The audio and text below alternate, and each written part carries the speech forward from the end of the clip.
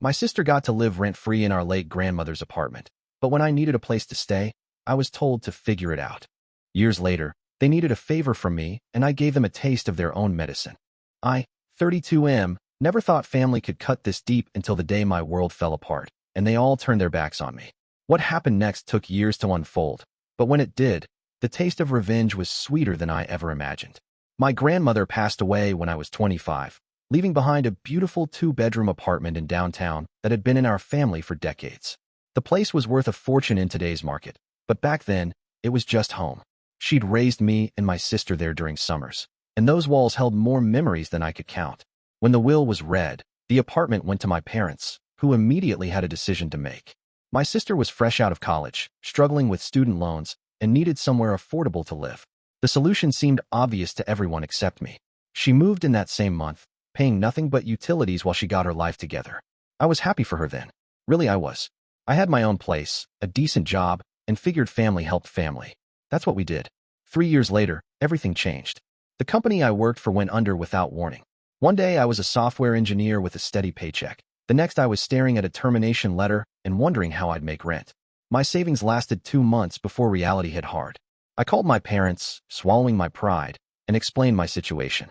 My father listened quietly as I told him about the job loss, the mounting bills, and how I just needed a temporary place to stay while I got back on my feet.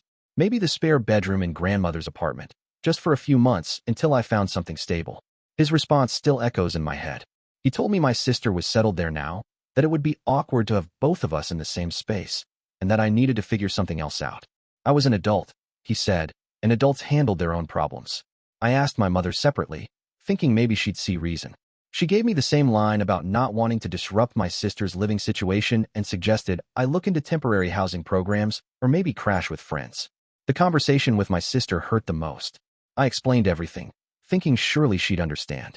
We'd grown up together, shared that same apartment during countless summers. But she told me she'd finally gotten comfortable, that having me there would complicate things with her boyfriend, and that she needed her space.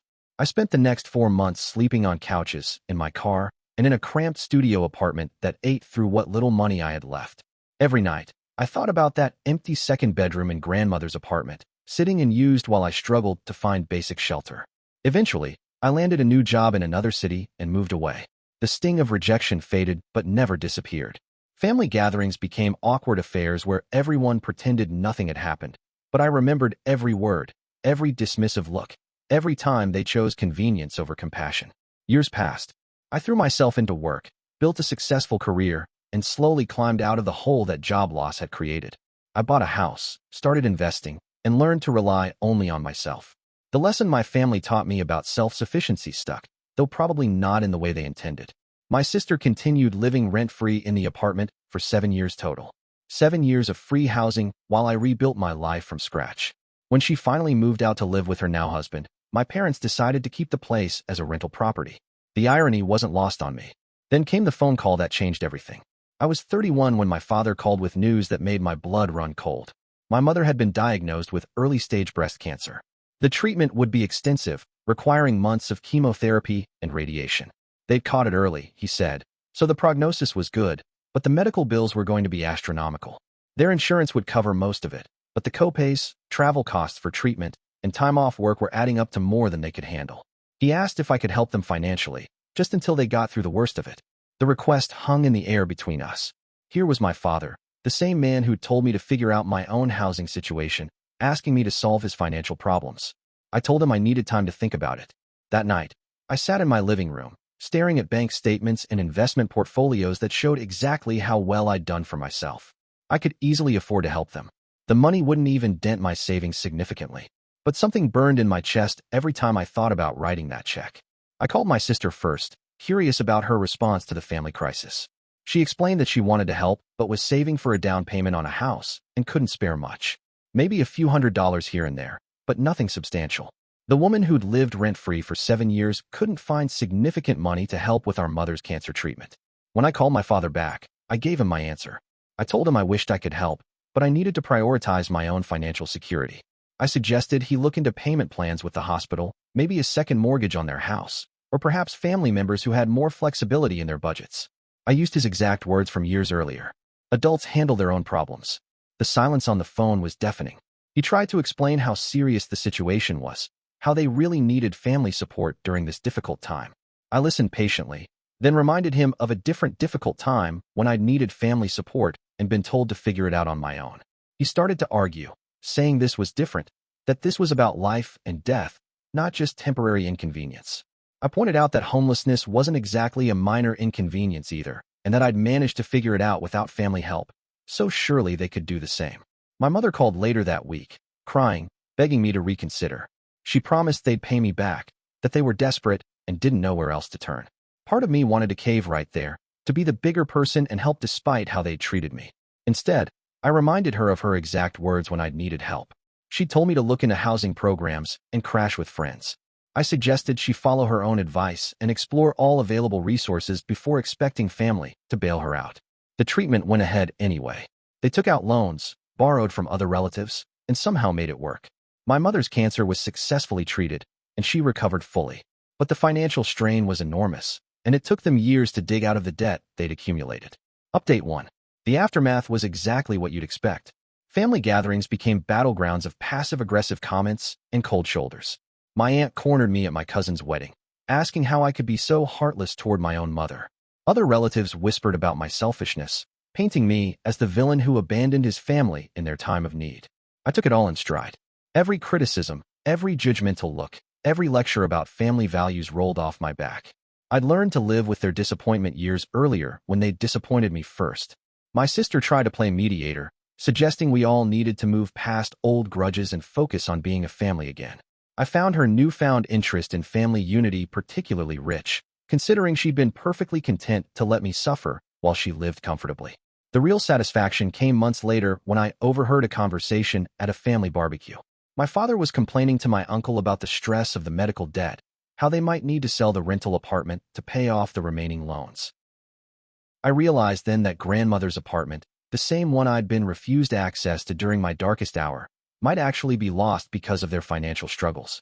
The property that had provided my sister 7 years of free housing could end up being sold to pay for medical bills that I could have easily covered.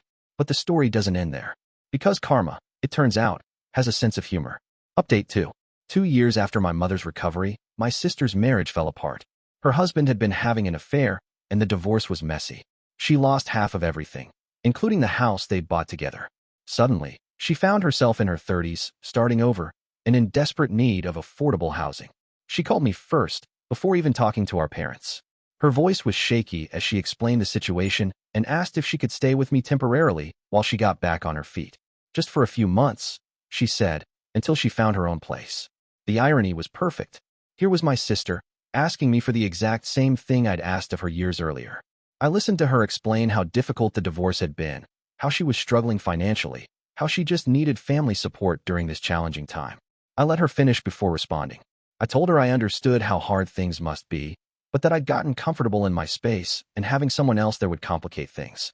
I suggested she look into temporary housing programs or maybe crash with friends. She was quiet for a long moment before asking if I was seriously using her own words against her. I confirmed that I was, and reminded her that she'd taught me how family handled these situations. Adults figured out their own problems. She tried to argue that this was different, that her situation was more desperate than mine had been. I disagreed, pointing out that homelessness was homelessness regardless of the cause, and that I'd managed to survive my experience without family help. The conversation ended with her hanging up on me. She eventually moved back in with our parents, sleeping in her childhood bedroom at 32 years old. The arrangement was temporary, they all insisted, just until she got back on her feet. But months turned into a year, and my sister was still living at home, contributing what she could but nowhere near ready to afford her own place again. Update 3. The final twist came on my 33rd birthday. My parents had been unusually quiet lately, and I'd heard through the family grapevine that they were struggling more than they'd let on. The medical debt, combined with supporting my sister and some unexpected home repairs, had pushed them to the breaking point. My father called that evening, ostensibly to wish me happy birthday, but I could hear the exhaustion in his voice. After the usual pleasantries, he brought up the rental apartment again. They were seriously considering selling it, he said, because they needed the equity to stay afloat. That's when he made an offer I hadn't expected.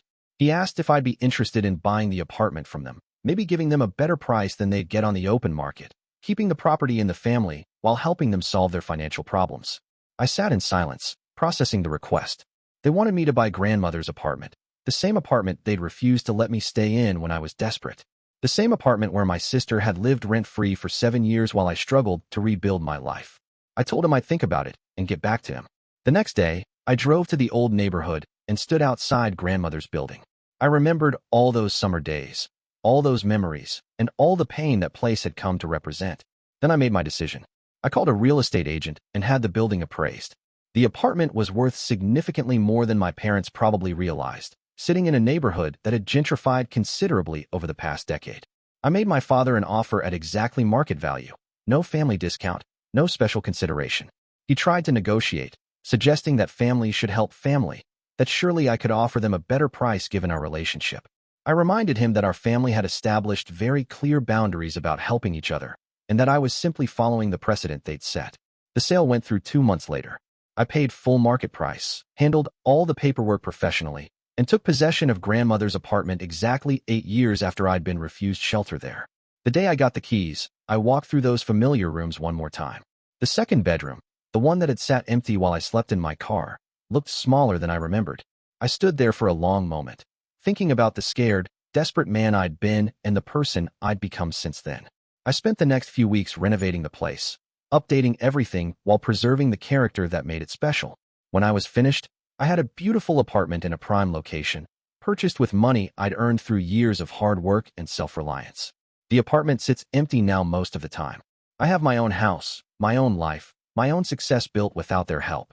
But sometimes I stay there overnight, especially when I need to remember how far I've come. My parents got their money from the sale and managed to stabilize their finances. My sister eventually found her own place and started rebuilding her life.